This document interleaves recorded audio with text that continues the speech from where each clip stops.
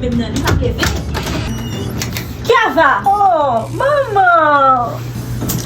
Mami! Oh, ki l'année là nan kaban toujou a? Maman, sérieux, mais... Kadon histoire.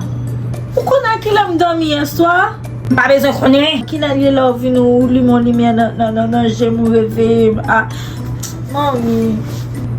E pa jen fèm ou yo pa konon gen travay pou fè? Bon, mba gen pou m'fèm lave tout fè soye soir. So fèm la...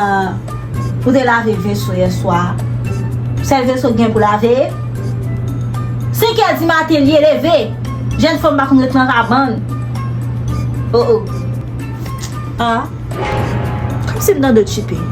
Pas chipe, non, seulement zo pas si pose leve, maman. Kale. E bon soti pou dim ki sa pou m'fè sou zo wakay mwen ya. E bon pase m'lod. Pas dou ki sa wap fèm, papa sou lòd, nou pas si pose leve, maman. M'dormi ta e soir. A yo se konnen.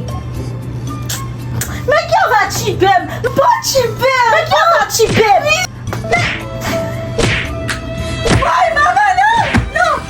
Pou chiper. Maman, pas chiper! An fò ki te sou moun nan ka sa. E mot fwa e mout pou so. E mot pou se